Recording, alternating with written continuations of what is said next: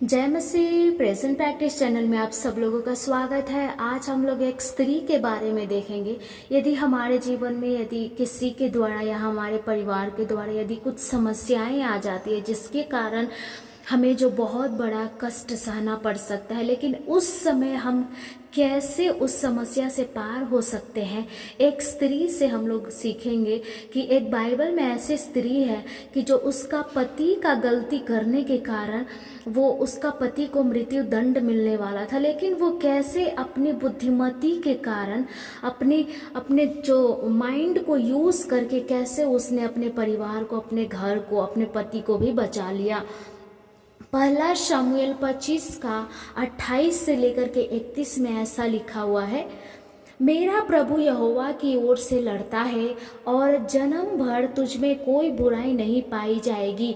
यहोवा तुझे इस्राएल पर प्रधान करके ठहराएगा। वह तुझे इस कारण पछताना न होगा, वह मेरे प्रभु का हृदय पीड़ित न होगा कि तूने अकारण खून किया और मेरे प्रभु ने अपना पलटा आप लिया।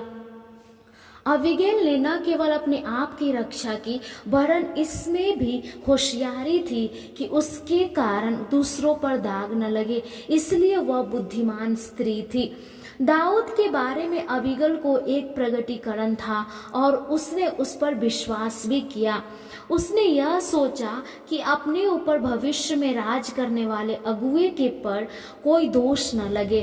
उसने दाऊद से यह कहा कि नाबाल जो जिसने सहायता करने से इनकार किया, नाबाल जो अबीगैल का पति था, उसने मरने से आप पर कलंक लगेगा।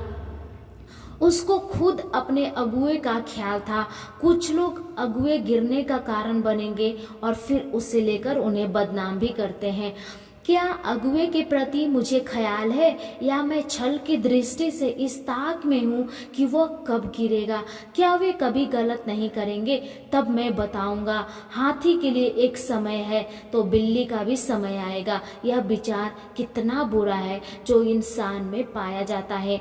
इब्रानियों 11 का 40 के अनुसार पुराने नियम के भक्तों, हमारे बिना सिद्ध नहीं हो सकते। हम उनसे अधिक श्रेष्ठ हैं। जो अभिषेक, अनुग्रह और प्रकाश आज हमारे पास है, वे सब पुराने नियम के दिनों में उनके पास नहीं थे, तो हमें कितना अधिक उनसे बढ़कर उत्तम रहना चाहिए। पहला शमूएल 25 का 36 और 37 में ऐसा लिखा हुआ है, उसने भोर के उजियाले होने से पहले उससे कुछ न कहा। बिहान को जब नाबाल का नशा उतर गया तब उसकी पत्नी ने उसे कुछ हाल सुना दिया। बुद्धिमान अबीगैल यह अच्छी तरह से जानती थी कि कब बोलना है और कब चुपचाप रहना है। चुप रहने के वक्त बोलकर फंसे हुए लोग बहुत हैं।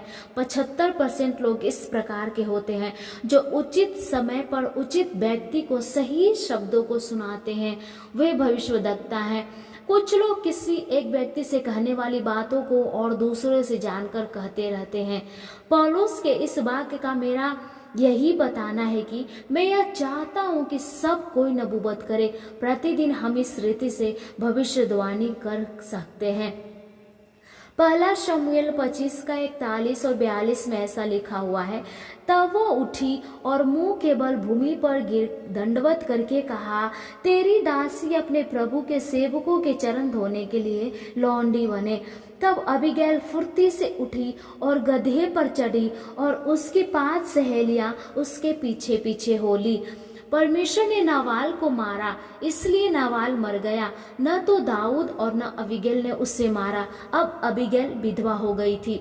दाऊद ने यह इच्छा जाहिर की कि यह बुद्धिमान स्त्री मेरे लिए आवश्यक है, इसलिए उसने विवाह की बात करने के लिए अपने मित्रों को अबीगैल के पास भेजा। सुंदरता, बुद्धिमता, धन, यह तीनों गुण एक स्त्री में पाया जाना ये असंभव नहीं है। अब 400 लोगों को खिलाकर मदद करने की धन संपत्ति उसके पास है और राजा के जिबनार करने लायक ताकत भी उसके पास है। कई लोगों में सुंदरता रहने से ज्ञान नहीं रहता है, ज्ञान रहने से सुंदरता नहीं रहता है, दोनों कभी कभी साथ रहने से धन नहीं रहता है। लेकिन इन तीनों को अपने पास रखने वाली अबीगैल एक बहुत अच्छी उदाहरण है हमारे लिए। उसकी चौथी बात के रूप में एक और आशीष पाने का मौका है। वह भावी राजा की पत्नी बनकर रानी बनने वाली है। यह उस स्थान में होते तो हमारे पांव जमीन पर भी नहीं रहते। अगर उसने ऐसा कहा होता कि मैं तेरी लौंडी बनूंगी, यह तो समझने लायक है, परंतु वो यह कहती है कि मैं तेरे सेवकों के चरणों को धोऊंगी, सेवकों की सेविका।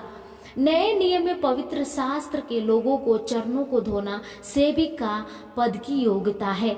आजकल स्थिति ऐसी हो गई है कि अगर सहकर्मी लोग पवित्र लोगों के पैर न खींचें तो वह बड़ी बात होती है। उसके बाद अबीगैल ने 5 सहेलियों के साथ दाऊद के पास चली जाती है। वाह वाह, कितनी अच्छी बात है, कितनी शान की बात है। उसकी प्रतिष्ठा बहुत ही बेमिसाल है। दाऊद की स्थिति तो अब ऐसी हो गई थी कि अगले समय के खाना के लिए नावाल जैसा पागलों से भी मांगना पड़ा था। उस प्रकार के दाऊद के साथ दीनता से बर्ताव करने के लिए अबीगैल ने अपने को अर्पण किया था। यह तो असाधारण गुण है। हम गीत गाते हैं, हामिल जो है उन पर रहता है तेरा फजल। अबीगैल का जीवन वैसा ही रहा। इसलिए मेरे प्रिय, हमें हमेशा परमेश्वर से यही प्रार्थना करना है, हे पिता, वचन की अधिक जानकारी नहीं, परंतु जो वचन हमने पाया है उसका पालन करना हमारा कर्तव्य है, और हमें ये सिखाइए, हमें रूपांतरित कीजिए। प्रभु यीशु आपको इस अबीगैल बुद्धिमती स्त्री के जीवन से आप सब लोगों को ब्लेस करे।